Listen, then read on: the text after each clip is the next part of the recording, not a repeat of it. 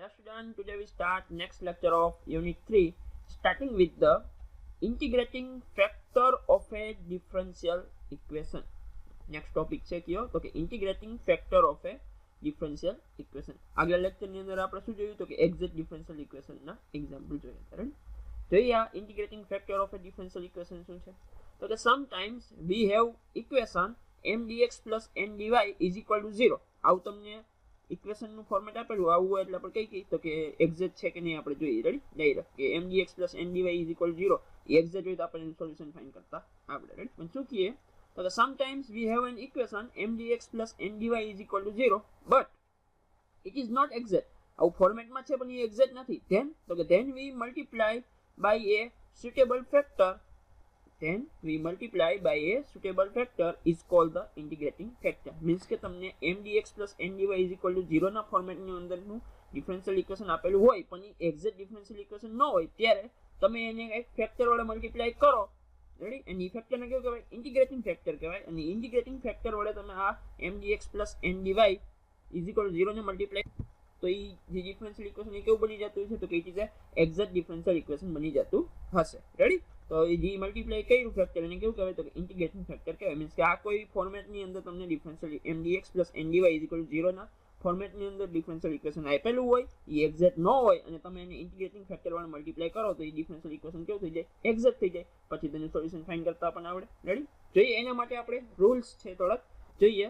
First rule the rule number 1 if the equation m dx plus n dy is equal to 0. આવું તમને differential equation આ ફોર્મેટની અંદર આપેલું પણ એ એક્ઝેક્ટ નથી અને એ જે ડિફરન્શિયલ ઇક્વેશન આપ્યું એ હોમોજીનિયસ ડિફરન્શિયલ ઇક્વેશન હોય તો કે then મીન્સ કે શું કહીએ રૂલ નંબર 1 કે if the equation m dx plus n dy is equal to 0 and is a homogeneous means કે જે ડિફરન્શિયલ ઇક્વેશન હશે કેવું હશે તો કે it is homogeneous differential equation હશે then તો તમે શું કર્યું તો ઇન્ટિગ્રેટિંગ ફેક્ટર શું થશે ડાયરેક્ટ તો કે integrating factor is equal to 1 upon mx plus ny 1 upon mx plus ny means का શું થઈ ગયું ઇન્ટિગ્રેટિંગ ફેક્ટર થઈ ગયું. મીન્સ કે તમને જે ડિફરન્શિયલ ઇક્વેશન આપેલું હશે રેડી એ એક્ઝેક્ટ ન હોય પણ એ હોમોજીનિયસ હોય તો એનું ઇન્ટિગ્રેટિંગ ફેક્ટર શું થાય તો કે આ એનું ઇન્ટિગ્રેટિંગ ફેક્ટર થાય. મીન્સ કે m અને n તો આપણે ડિફરન્શિયલ ઇક્વેશન ની અંદરથી મળી જ જાય. રેડી અને x અને y વડે ને મલ્ટીપ્લાય કરો અને જે તમને ઇન્ટિગ્રેટિંગ ફેક્ટર મળતું હોય એને આખા ઇક્વેશન સાથે મલ્ટીપ્લાય કરશો એટલે ઇક્વેશન કેવું થઈ જશે તો કે it is exact differential equation થઈ જશે. પછી તમને સોલ્યુશન ફાઇન્ડ કરતા આવડે. રેડી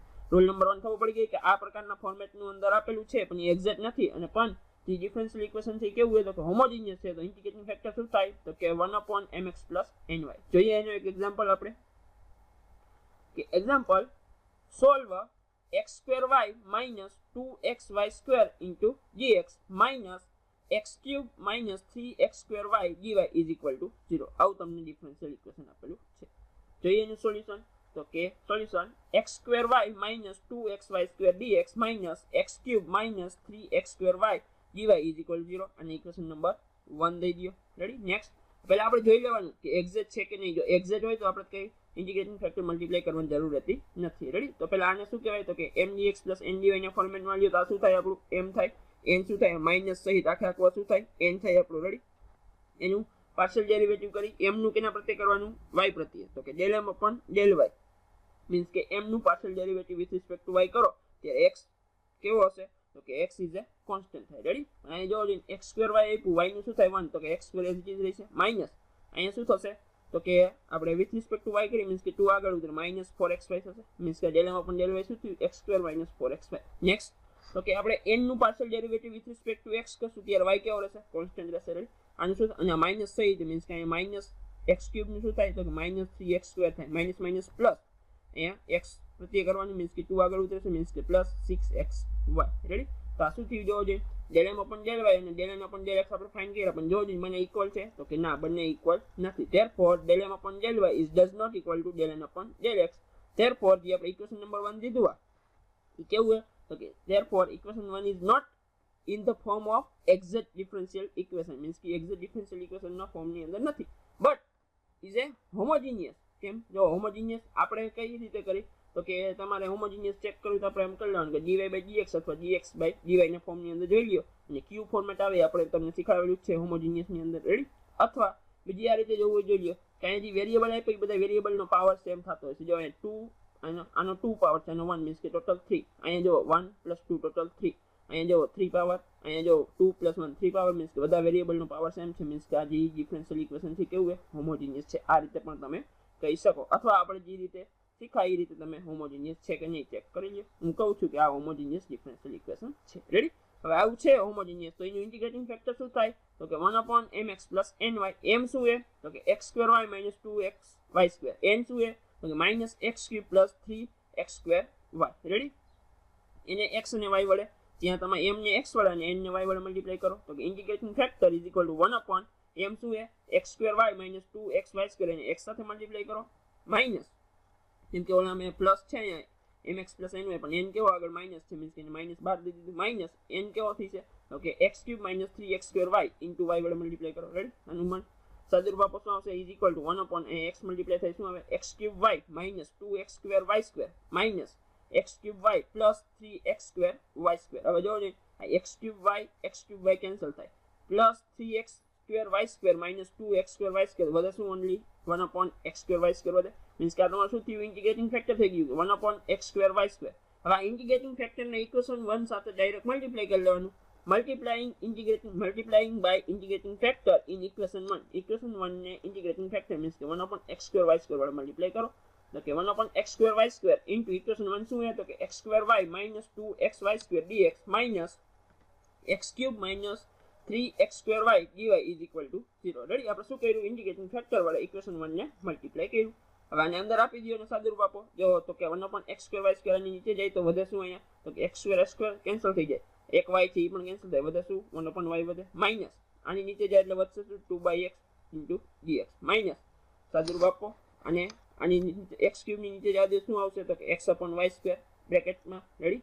અને માઇનસ અહીંયા x²y² ની નીચે x² કેન્સલ થાય, એક y કેન્સલ થાય, વધે શું? -3/y dy = 0. મીન્સ કે ઇક્વેશન 1 ની ઇન્ટિગ્રેટિંગ ફેક્ટર વડે મલ્ટીપ્લાય કર્યું ત્યારે તમને આવું ઇક્વેશન મળે છે, અને ઇક્વેશન નંબર 2 દઈ દો. હવે ઇક્વેશન 2 મળ્યું, હવે આ એક્ઝેક્ટ ડિફરન્શિયલ ઇક્વેશનના ફોર્મેટની અંદર આવી ગયું હશે, મીન્સ કે તમે આનું m અને n અને એનું પાર્શિયલ ડેરિવેટિવ કરો બંનેનું, તો બંને કેવા આવતા હશે? ઇક્વલ આવતા હશે. આપણે ચેક કરવું હોય તો કરી શકીએ, અથવા તો જો આવી રીતે આપણે આ મેથડથી કર્યું હોય, મીન્સ કે ચેક કરવાની જરૂર હતી નથી, પણ આપણે એક બે એક્ઝામ્પલની અંદર ચેક કરી જોઈએ. અને ઇક્વેશન નંબર 2 દઈ દીધું. હવે m શું થશે તમારો? તો કે આ mdx + ndy ના ફોર્મેટની અંદર જ છે. m શું થાય? તો કે 1/y - 2/x. આ થશે. n શું થશે? -x/y² + 3/y.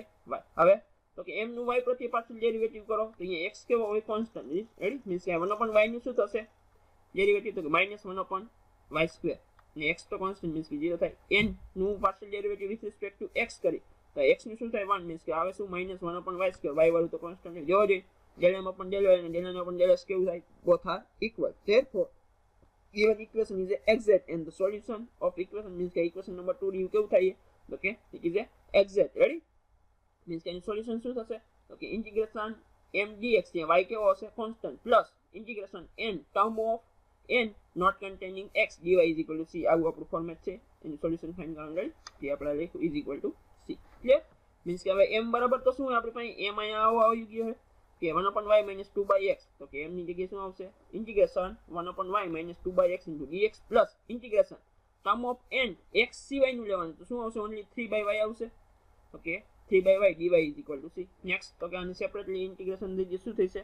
તો કે 1/y dx મીન્સ કે 1/y તો કોન્સ્ટન્ટ હશે, 1 dx મીન્સ કે x/y માઇનસ આને શું થશે? 2 બહાર રાખો, 1/x નું ઇન્ટિગ્રેશન શું થશે? તો કે log x મીન્સ કે -2 log x પ્લસ આને શું થશે? 3 કોન્સ્ટન્ટ 1/y dy નું, તો કે log y મીન્સ કે 3 log y = c. આ શું થયું? તો કે it is our solution of differential equation. Clear? શું કર્યું? તો કે એક આપણે mdx + ndy ના ફોર્મેટની અંદર ડિફરન્શિયલ ઇક્વેશન આપેલું હતું, એ એક્ઝેક્ટ નહોતું. પછી આપણે શું કર્યું? તો કે એ હોમોજીનિયસ છે, તો ઇન્ડિકેટિંગ ફેક્ટર આપણે ફાઇન્ડ કર્યો. ઇન્ડિકેટિંગ ફેક્ટર વડે ઇક્વેશનને મલ્ટીપ્લાય કર્યું, અને ઇક્વેશન કેવું થઈ ગયું? એક્ઝેક્ટ થઈ ગયું. મીન્સ કે આને શું કર્યું કહેવાય? ઇક્વેશનને રિડ્યુસ કરીને આપણે એક્ઝેક્ટ ડિફરન્શિયલ ઇક્વેશન બનાવ્યું, અને એનું સોલ્યુશન આપણે ફાઇન્ડ કર્યું.